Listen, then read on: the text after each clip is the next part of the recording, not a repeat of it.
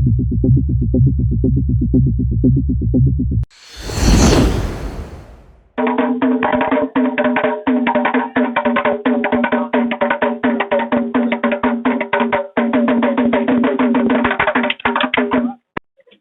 बजाने का खास मकसद क्या है? अस्सलामुअलैकुम। ये कभी देखे होंगे, कोई भी काम शुरुआत करने से पहले राजा महाराजा के टाइम में भी डुगिया बजा के शुरुआत शुभ प्रारंभ करने के लिए बुलाते थे जनता को और इकट्ठा करके बातचीत होती थी। और इंशाल्लाह इस बार जो है डुगिया बजाए हैं। इंशाल्लाह ढोल साहब भी है कलाम भाई का। इंशाल्लाह डुगिया से शुरुआत किए हैं। इंशाल्लाह इनकी जीत पक्की है इंशाल्लाह। प्रेस कॉन्फ्रेंस बुलाने का खास मकसद क्या है?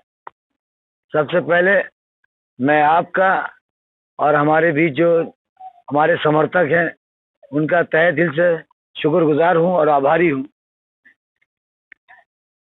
और आप लोगों को बुलाने की वजह यह है कि आज के डेट में सोशल मीडिया का ज़माना है और आपके माध्यम से जो लोग नहीं जानते होंगे, आपके माध्यम से उनको सारी बात की जानकारी हो जाएगी। इसीलिए मैंने ये आप लोगों को दरख्वास्त किया है कि आप लोग आएँ और हमारी ज़बान से हमारे पंचायत के बारे में जानकारी लें और लोगों तक पहुंचाएं और जनता को जागरूक करें। इसलिए कि हमारे पंचायत में टोटल मुखिया, टोटल कैंडिडेट 5 कैंडिडेट है और अल्लाह के फजल करम से सब में मेरा नंबर 1 चल रहा है। सारे लोग के जुबान में है, 5 कैंडिडेट से बेहतर अबुल कलाम है। लेकिन मैं ये आपके द्वारा इसलिए बताना चाह रहा हूँ कि ताकि जिनके पास ये बात नहीं गई है, जिनको बहकाया गया है, तो कम से कम आपके द्वारा उनके पास हमारी बात चली जाए।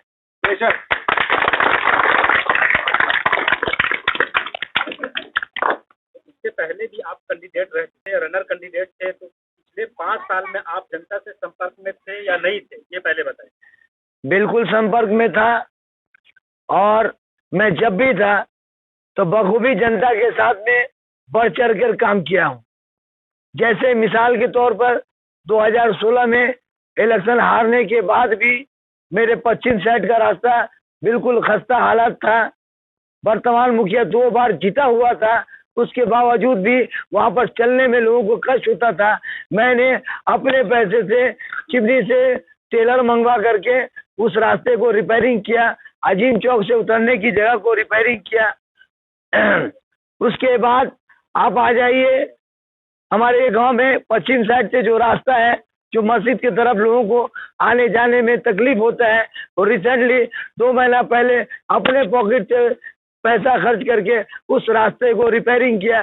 जबकि इस बार वर्तमान मुखिया 3 बार जीता हुआ है, पिछली बार 2 बार जीता हुआ था। उसने ये काम को बिल्कुल अंजाम नहीं दिया, जिसकी वजह से बहुत सारे मसले हैं जो मैं जनता के साथ हर वक्त शाना बशाना तैयार रहा हूँ। बिल्कुल सर। इस बार आप क्या दावा वादा इरादा लेकर लोगों के बीच या जनता के बीच जा रहे हैं और कैसा रिस्पॉन्स आपको मिल रहा है? हमारा दावा भी है, हमारा वादा भी है। मैं जनता के बीच ये बात कहने आया हूँ और ये बता रहा हूँ आपके माध्यम से, पंचों के माध्यम से, समर्थन के माध्यम से, कि जो करप्शन हमारी पंचायत में, जो भ्रष्टाचार हमारी पंचायत में है, मैं उसका खात्मा करूंगा। इसलिए कि हमारे यहाँ हमारा जो वर्तमान मुखिया है, वो अगर किसी तरह का सामाजिक प्रॉब्लम होता है, किसी तरह का आपसी भेदभाव, आपसी तनाव होता है, अगर कोई उसके दरवाजे पे जाता है तो डायरेक्ट ये कहता है कि तुम थाने की तरफ जाओ और वहां जाकर के अपना इंसाफ लो। जबकि मैं यहाँ मौजूद था तो सारे पंचायत के लोग जान रहे हैं कि बड़ा बड़ा यहाँ पर जो भी पंचायत है, कम से कम 3 से 4 वाइटल पंचायत को मैंने पंचों के द्वारा हल किया है। अच्छा ये बताइए, अगर आपको इस पंचायत की जनता मुखिया पद पर चुनती है तो क्या लगता है आपके राज्य में यहाँ भ्रष्टाचार नहीं होगा? जनता कैसे विश्वास करे आपको? उसके लिए मुझ पर जनता को उम्मीद करनी होगी इसलिए कि मेरा एज 51 ईयर है और मैं इस गांव का पला भरा हूँ और हमारे अखलाक से, हमारे किरदार से, हमारी छवि से पूरी पंचायत वाकिफ है। इसलिए हमें यकीन है जनता हम पर भरोसा करेगी। आपका पंचायत और आपका ये गांव बलहा बाढ़ प्रभावित है, हर साल लोग परेशान हो जाते हैं, हम लोग भी कवरेज करने के लिए आते हैं। अगर आप मुखिया बनेंगे तो इस दिशा में आपकी तरफ से क्या कदम उठाया जाएगा, ये बताइए। बाढ़ को रोकने के लिए, बाढ़ से जो लोग क्षतिग्रस्त होते हैं उनके लिए। देखिए, जो हमारे सरकार द्वारा जो भी योजनाएं आएंगी मैं बखूबी पूरी जिम्मेदारी से करूंगा। मैंने ये पंचों को कह दिया है और मैं आपके सोशल मीडिया के माध्यम से भी आप जनता को बताना चाहूँगा कि हमारी पंचायत में सबसे पहले जो भ्रष्टाचार है, जो घूसखोरी है, मैं उसका खात्मा करूँगा। नंबर दो लोगों के साथ में जो इंदिरा आवास वगैरह मुखिया द्वारा दिलाया जाता है, जिसमें मुखिया लोग जो जोर जबरदस्ती लोगों से, जनता से पैसा मांगती है, जबरदस्ती मांगती है। लोग अगर इतराज करते हैं तो ये कहते हैं तो जो मिल रहा है उसका शुक्रगुजार हो, तुम्हारे बाप का नहीं है। तीसरा, अगर हम कामयाब होते हैं तो हमारी जनता को बहुत सारी प्रॉब्लमें हैं, जैसे महिलाओं को बहुत प्रॉब्लम है, किसी चीज़ की ज़रूरत पड़ती है, अगर मुखिया के पास जाता है तो मुखिया उसके साथ में बहुत गलत बिहेव करता है, ऐसा बिहेव करता है जो आपके माध्यम से बताने का मेरे पास में कोई टाइम नहीं है। तीसरी बात, मैं अपने जानिब से ये वादा करता हूँ जनता से, हमारे सारे समर्थक से, आपके चैनल के माध्यम से, कि हमारी पंचायत में एम्बुलेंस की सुविधाएं मैं रखूंगा ताकि रात में किसी को कोई इमरजेंसी हो तो उसको उसका लाभ मिल सके। पक्ष में काम कर पाएंगे?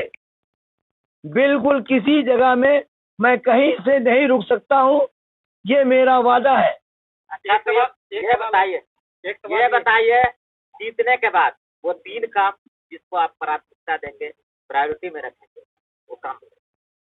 सबसे पहला काम तो मैंने आपको कह दिया कि मेरे गांव में जो भ्रष्टाचारी हो रही है, जो लोगों के साथ में जुल्म हो रहा है, किसी भी छोटे बड़े काम के लिए जो घूस मांगा जाता है वो मैं होने नहीं दूंगा।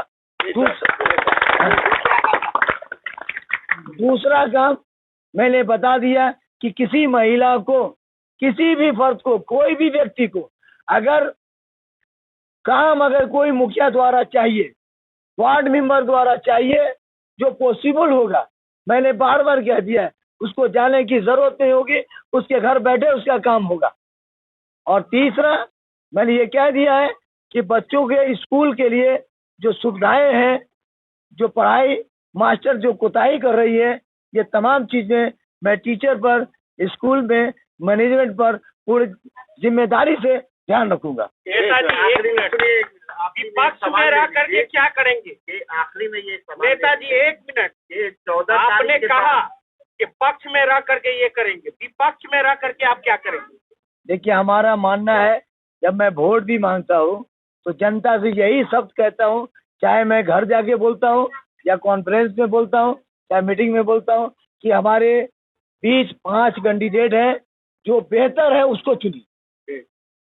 मैं हमेशा हर चैनल के माध्यम से ये कहता हूँ, इसलिए कहता हूँ, मैं फख्र से कहता हूँ, क्योंकि मैं साफ छवि का ईमानदार और गुड कैरेक्टर आदमी हूँ। आप पर एक एतराज करते हैं लोग कि आप जो है कारोबारी आदमी हैं, आप रहते नहीं हैं, अगर आपको बना दिया जाए, जिम्मेदारी दे दिया जाए तो आप यहाँ से चले जाएंगे, अपना कारोबार संभालेंगे, इस बारे में आप क्या कहें? बहुत अच्छा सवाल है आपका।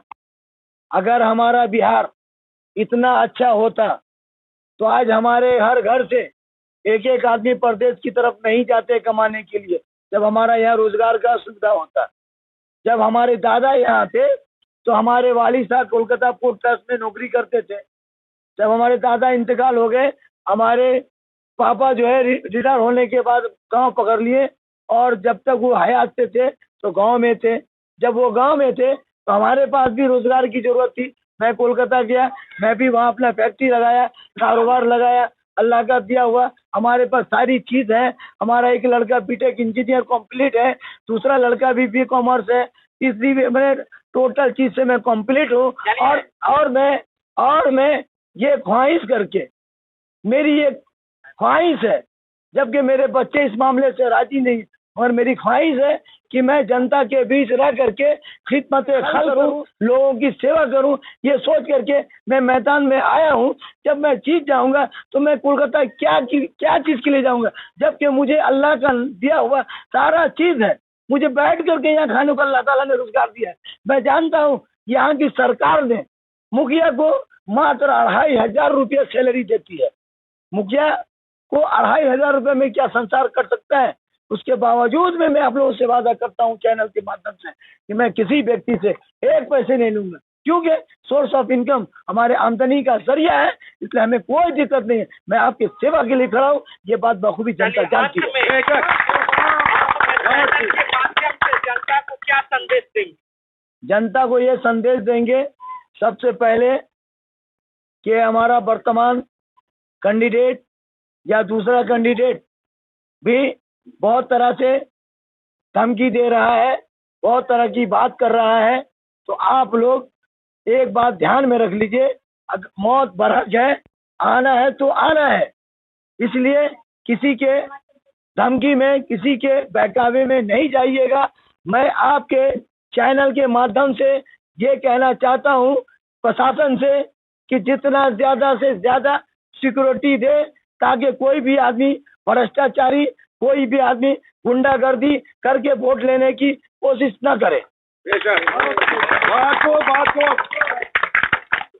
सारे समाज के लोग हैं, सारे समाज के लोग हैं और सारे कैंडिडेट सब समाज के हैं। तो आप लोगों से मेरी मुअद्दबाना गुजारिश है, मेरी मुअद्दबाना अपील है कि आप लोग शांतिपूर्ण तरीके से मतदान करेंगे। इसलिए विरोधी आदमी, बार बार मैं बता रहा हूँ, विरोधी जो कमजोर है, अगर कोई बूढ़ा होता है तो देखिए वो लाठी पकड़ लेता है, क्योंकि उसको सहारा चाहिए। उसी तरह कोई विरोधी कैंडिडेट जिसका छवि खराब है, जिसको ये उम्मीद है कि मेरा वोट नहीं है, तो वो बहुत कोशिश कर रहा है कि किस तरह से आपस में ये जो लड़का है इसके इत्तेफाक को तोड़ूं, आपस में जो मोहब्बत है इसको, भाईचारे को खत्म करूं। आपस में जो हम लोग 50 साल 51 साल की उम्र में जो मैंने इत्तेफाक देखा है, जो मोहब्बत देखा है, उसको तोड़ने की कोशिश कर रहा है, क्योंकि वो अंदर से खोखला है। उसको उसकी हकीकत का अंदाजा मिल चुका है कि वो हार रहा है, इसके लिए वो बहुत कोशिश कर रहा है। इसलिए मैं आप जनता से हाथ जोड़ करके अनुरोध करूंगा कि किसी के बहकावे में, किसी के बरगलाने में, किसी तरह का अफरा तफरी में न जाएंगे।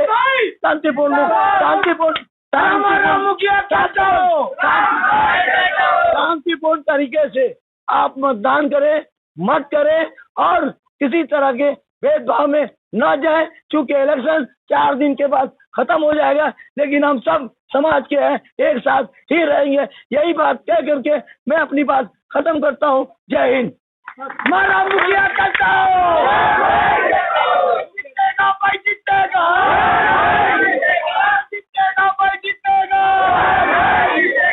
कोई नहीं है टक्कर में। अरे क्यों पड़े हो चक्कर में?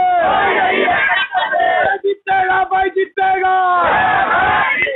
हमारा मुखिया कहता हूँ जीतेगा भाई, जीतेगा।